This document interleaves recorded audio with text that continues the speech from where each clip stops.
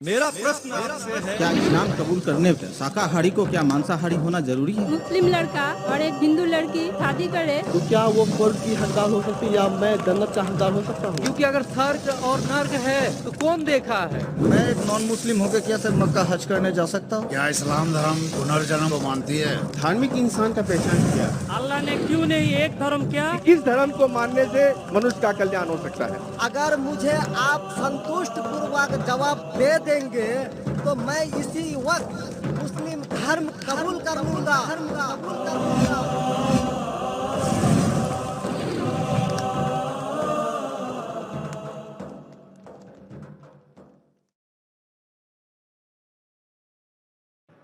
अगला सवाल mic number 1 से, अगर वहां पर कोई गैर मुस्लिम भाई हैं। Good evening, sir. My name is Pintu Devnath and I am from Malda, West Bengal. Sir, I am a BA honors. So I have some question about kafir. So some Muslim men are said, non-Muslim men that they are kafirs. So मैं इसके बारे में आविधानिक अर्थ काफिर का जितना तक जानता हूँ, कुफ्र से आया है ये सब।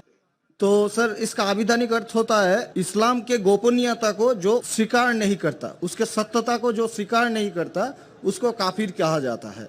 आप ही के किसी एक चैप्टर में या किसी एक किताब में लिखा हुआ है सर, अगर इस नाम से आपको बचना चाहते हो तो आप इस्लाम कबूल करो या फिर और दूसरा कोई उपाय ढूंढ लो।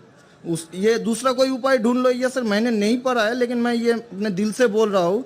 लेकिन सर काफिर का सब ये जो बोल रहा है, जो इस्लाम के गोपनीयता सत्यता का जो गोपनीयता है, हम जो वो तो हम मैंने कभी अस्वीकार नहीं करते, क्योंकि हमारे बहुत सारे मुस्लिम फ्रेंड्स हैं, हम उसके साथ बहुत अच्छे तरह से रहते हैं, बहुत अच्छे तरह से बिहेव करते हैं, फिर भी हमको as a non Muslim why I should call an काफिर? This is my simple question sir.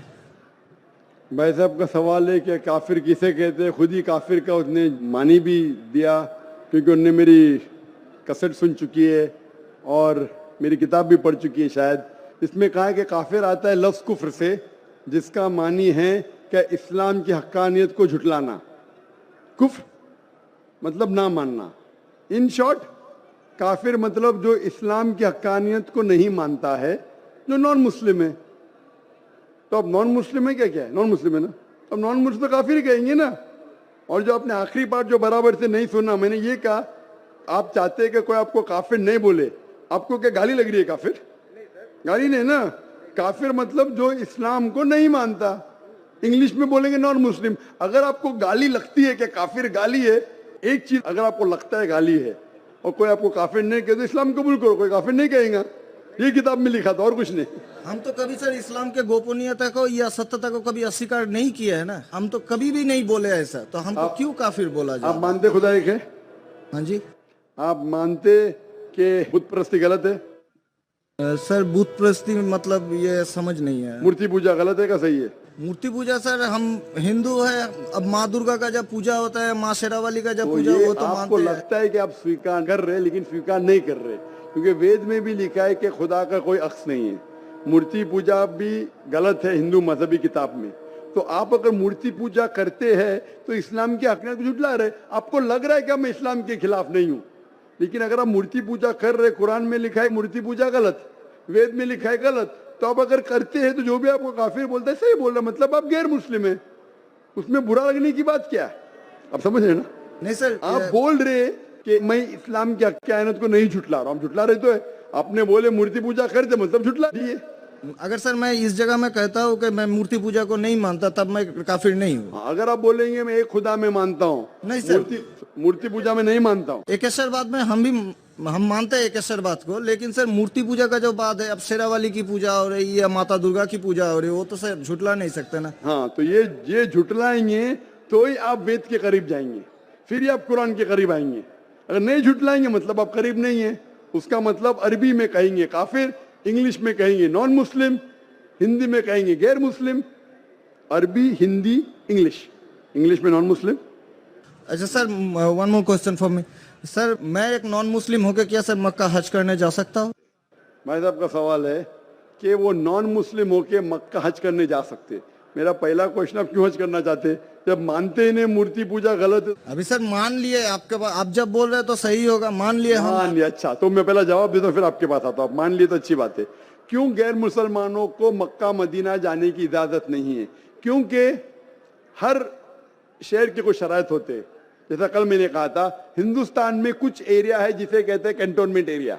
Cantonment area मतलब सिर्फ मिलिट्री के लोग जा सकते हैं, civilians not allowed. Civilian not allowed. आप सुन चुकिए मेरा जवाब, सिविलियन नॉट अलाउड। मैं कहूँगा मैं हिंदुस्तानी नागरिक हूँ, हिंदुस्तानी नागरिक है सही है, कैंटोनमेंट एरिया में अलाउड नहीं है। वो लोग जो अपनी जिंदगी देश को बचाने के लिए लगाए हैं उनको अलाउड है। उसी तरीके से मक्का मदीना हमारा इस्लाम का कैंटोनमेंट एरिया है। वो लोग जो अपनी जिंदगी देने को तैयार है इस्लाम के लिए, वो लोग का अलाउड है, बाकी लोग का अलाउड नहीं है। पहला जवाब। दूसरा जवाब, हर मुल्क में जाने के लिए वीजा की जरूरत है।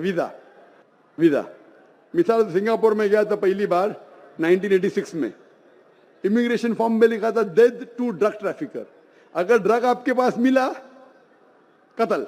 मैं नहीं बोल सकता अरे डेथ पेनल्टी खराब है, सिंगापुर में आने का है, रूल को फॉलो करो वरना सिंगापुर में मत आओ। अब समझे ना? इसी तरीके से हर कंट्री में जाने के शराइत है। अमेरिका जाने के लिए सबसे ज्यादा शराइत है। तुम ये करते, are you a terrorist? Sir जहाँ पर आपको भी रोका आर गया यू अ था। टेररिस्ट क्वेश्चन है। किसने हाँ लिखा मैं अभी तक जानता नहीं हूँ। किसने हाँ लिखा अभी तक मैं जानता नहीं हूँ। Do you belong to terrorist organisation? अभी तक के मैं नहीं जानता हूँ किसने हाँ लिखा। ये क्यों लिखते पता नहीं मुझे। इसी तरीके से मक्का मदीना जाने के लिए एक अहम शर्त है, सबसे अहम शर्त जो जरूरी है वो ये है कि वो शख्स जो मक्का या मदीना जाना चाहता है वो अपने जबान से कहे ला इलाहा इल्लल्लाह मोहम्मद रसूलुल्लाह, ना कोई माबूद है सिर्फ अल्लाह के और मोहम्मद सल्लल्लाहु अलैहि वसल्लम के पैगंबर है। इसमें अगर आपको यकीन है तो आप जा सकते हैं। नहीं सर, इसमें बहुत एकदम यकीन है, क्योंकि हम जब 4 साल पहले ट्रेनिंग में थे तब हमारा एक दोस्त का दादा हुआ करता था बड़े भैया से, उसने हमको सिखाया कभी किसी मस्जिद के सामने से जाओ, अगर तुमको कुछ ना आए सिर्फ यही बात बोलो ला इलाहा इल्लल्लाह मोहम्मद रसूलुल्लाह। ये माशाल्लाह। बोलने के अलावा यकीन करते हैं खुदा एक है? हाँ जी। अब आपको यकीन है कि बुत परस्ती गलत है? आज से तो यकीन हो गया, ठीक है? अब आज से यकीन हो गया, कल क्या किया वो माफ हो जाता है। आप मुसलमान बन के कल क्या किया माफ हो जाता है। तीसरी चीज, क्या आप मानते हैं मोहम्मद सल्लल्लाहु अलैहि वसल्लम आखिरी पैगंबर है? हाँ जी। तो आप मुस्लिम बनना चाहते हैं? अभी ये तो पिताजी और माताजी के ऊपर डिपेंड करेंगे। नहीं, आप बनना चाहते, पिताजी माताजी ने, आप बनना चाहते हम अकेले बन के सर, वो लोग भी तो हमारा लाइफ इंशाल्लाह आएंगे। वो आएंगे क्या नहीं अल्लाह ताला उनको पूछेगा। पहले आप कबूल करेंगे फिर उनको लेके आएंगे ना। हम तो तहे दिल से आपका बोल रहे हैं कि हम ठीक है, कबूल तो आप करना मानते चाहते हैं। खुदा एक है? हाँ, आप मानते मानते हैं। बुत परस्ती गलत है? गलत है। आप मानते मोहम्मद सल्लल्लाहु अलैहि वसल्लम पैगंबर है? हाँ। आपको कोई भी जबरदस्ती कर रहा है ये कहने के लिए? नहीं कोई दबाव नहीं कोई भी आपको रिश्वत दे रहा है? नहीं। आप अपने दिल से करना चाहते हैं? हाँ, तहे दिल से। उसके बाद जिसको भी आप कहने का आप कह सकते हैं। तो मैं अरबी में कहूँगा, आप दोहराएंगे? Why not? अशहदु अशहदु अल्लाह अल्लाह इलाहा इलाहा इल्लल्लाह इल्लल्लाह व अशहदु व अशहदु अन्ना अन्ना मुहम्मदन मुहम्मदन अब्दुहु अब्दुहु व रसूलुहु। उरसुलुहु। मैं शहादत मैं शहादत देता हूँ देता हूँ कि अल्लाह के अलावा कोई माबूद नहीं कोई माबूद नहीं और मोहम्मद मोहम्मद सल्लल्लाहु अलैहि वसल्लम वसल्लम उसके पैगंबर उसके पैगंबर और बंदे हैं। माशाल्लाह मुसलमान हो चुके। अभी मैं दुआ किया इंशाल्लाह अल्लाह ताला को और हिदायत दे, आपको सबसे बेहतरीन जिंदगी दे इस दुनिया में और आखिरत में भी। और मेरी आपसे इल्तिजा है कि ये पैगाम आप अपने वालिदैन के पास भी लेके जाइए, क्योंकि आपका फर्ज है कि आप उनको हक्कानियत बताएं। सर और इंशाल्लाह आपको अगर जाने का है मक्का, अभी आपको पासपोर्ट में चेंज करने पड़ेगा और इंशाल्लाह मक्का आप जा सकते हैं। इंशाल्लाह आपको मुश्किल है तो मुझे कहिए, मैं इंशाल्लाह आपको मक्का लेके जाऊंगा इंशाल्लाह। Sir one more question sir, please sir मैं सर एक मेरा सर लाइफ अचीवमेंट चाहिए सर, प्लीज सर एक ऑटोग्राफ देंगे आप? इंशाल्लाह अगर कोई पेपर आपके पास है पहने तो इंशाल्लाह मैं आपको दे देता हूँ इंशाल्लाह।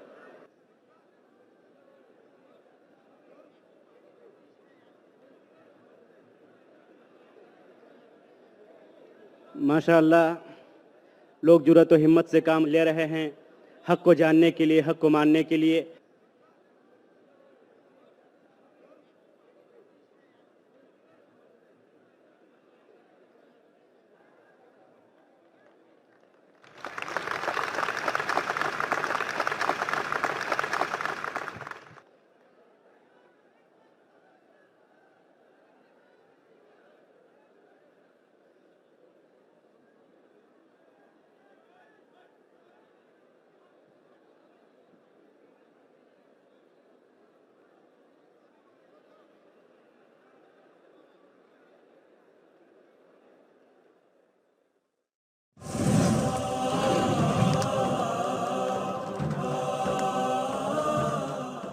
अगला सवाल माइक नंबर 3 से, अगर कोई गैर मुस्लिम भाई वहां पर मौजूद हैं। अस्सलाम वालेकुम, तोपुपाल मेघालय का हूँ। सर, आपको बहुत बहुत शुक्रिया, क्योंकि आपने इस बोरी महफिल में आप हम नॉन मुस्लिम को पहले मौका देते हो। तो मेरा सवाल है, हर मुसलमान के लिए आखिरी रसूल हजरत मोहम्मद है, तो जिन जाति का आखिरी नबी रसूल कौन है? सवाल अगर मैं सही सुना हूँ कि हर मुसलमान के लिए आखिरी रसूल मोहम्मद सल्लल्लाहु अलैहि वसल्लम में जिन के लिए कौन आखिरी रसूल है, ये आपका सवाल है ना? जिन के लिए? Yes sir. जिन। भाई साहब, आखिरी रसूल मोहम्मद सल्लल्लाहु अलैहि वसल्लम सिर्फ मुसलमानों के लिए नहीं, सारे इंसानों के लिए, चाहे आप हिंदुस्तान में पैदा हो, पाकिस्तान में, सऊदी अरेबिया, यूएसए, कनाडा, चाहे हिंदू खानदान में पैदा हो, क्रिश्चियन खानदान में पैदा हो, सारे इंसानों के लिए आखिरी पैगंबर मोहम्मद सल्लल्लाहु अलैहि वसल्लम है। कुरान मजीद की आयत है सूरह अंबिया में, सूरह नंबर 21 आयत नंबर 107 में, वमा अरसलना का इल्ला रहमतुल आलमीन, कि हमने तुम्हें भेजा है रहमत बना के सारे आलमीन के लिए, सारे इंसानों के लिए और जिन के लिए भी। मोहम्मद सल्लल्लाहु अलैहि वसल्लम सिर्फ इंसानों के लिए नहीं, जिन के लिए भी आखिरी पैगंबर मोहम्मद सल्लल्लाहु अलैहि वसल्लम है। और आखिरी वही जो नाजिल हुई वो है कुरान शरीफ। इसीलिए कुरान के अंदर एक चैप्टर, एक सूरा है जिसका नाम है सूरा जिन। अगला सवाल माइक नंबर 1 से, वहां पर अगर कोई गैर मुस्लिम भाई मौजूद हैं। सर, मैं पिंटू देवनाथ, आप मेरा नया मुस्लिम नामकरण भी कर दीजिए। भाई साहब ने कहा कि मैं उनके लिए नाम दूं। मैं जो आपके लिए नाम सोचता हूं वो बिलाल है। आप अपने आप को बिलाल बुला सकते हैं, बिलाल। अगला सवाल माइक नंबर 1 से, अगर वहां पर कोई गैर मुस्लिम भाई मौजूद हैं। माइक नंबर 1 से। सबसे पहले तो मैं नाइक साहब को धन्यवाद देता हूं कि इस खुला अधिवेशन में तमाम लोगों की आप जवाब दे रहे हैं और अधिकतर गैर मुस्लिमों को लोगों को जवाब दे रहे हैं और संतुष्ट कर रहे हैं। मेरा जवाब यह है, मैं त्रिलोकचंद जैन, नगर परिषद उपाध्यक्ष किशनगंज। मैं जैन धर्म में, जैन परिवार में जन्म हुआ हूं और अधिकतर जो घर में जन्म लेते हैं उसी धर्म का पालन करते हैं। लेकिन मैं इंसानियत धर्म मानता हूं और तमाम धर्म की किताबों को पढ़ता हूं और तमाम लिखी हुई अच्छी बातों को मैं ज्ञान करता हूं। लेकिन एक बात आज जानना चाहता हूं कि आप यहाँ केवल, जैसा मुझे सुनने में और देखने में अभी पड़ रहा है, कि आप जो बात कह रहे हैं केवल इस्लाम धर्म की आखिरी बात, इस्लाम धर्म की सारी बातों को आप कबूल करवा रहे हैं और इस्लाम धर्म को सर्वोपरि मान रहे हैं। मैं भी मानूंगा अगर आप मेरी बात को, अभी ईसाई धर्म भी है, बौद्ध धर्म भी है, जैन धर्म भी है और सिख धर्म भी है, हिंदू धर्म भी है। और धर्म क्या है? धर्म तो मैं मानता हूं पानी का धर्म ठंडा है, सूर्य रोशनी देता है उसका धर्म है, चांद रोशनी देता है वो धर्म है, हवा का बहना वो धर्म है। ये संप्रदाय है या क्या है, या किसको मानना चाहिए, या जो लोग जहां मान रहे हैं वो अच्छी बात है, या हम नहीं मान रहे हैं तो उसमें हमारा क्या नुकसान है? इसको जरा तमाम बातों को मेरा स्पष्टीकरण चाहिए कि किस धर्म को मानने से और किस बात को मानने से मनुष्य का कल्याण हो सकता है। भाई साहब ने बहुत अच्छा सवाल पूछा है और बहुत अहम सवाल पूछा है। वो कहते हैं कि वो इंसानियत धर्म में मानते हैं, सारी मजहब की किताब को पढ़ते हैं, लेकिन यहाँ देख रहे हैं कि जाकिर बाकी लोग का हवाला देके, लेकिन इस्लाम कहते हैं कि इस्लाम फाइनल है, इस्लाम मेन है। ये आपने जैसा कहा, इस्लाम मेन है। भाई साहब, ये मैं नहीं कह रहा हूं, ये वेद में लिखा है।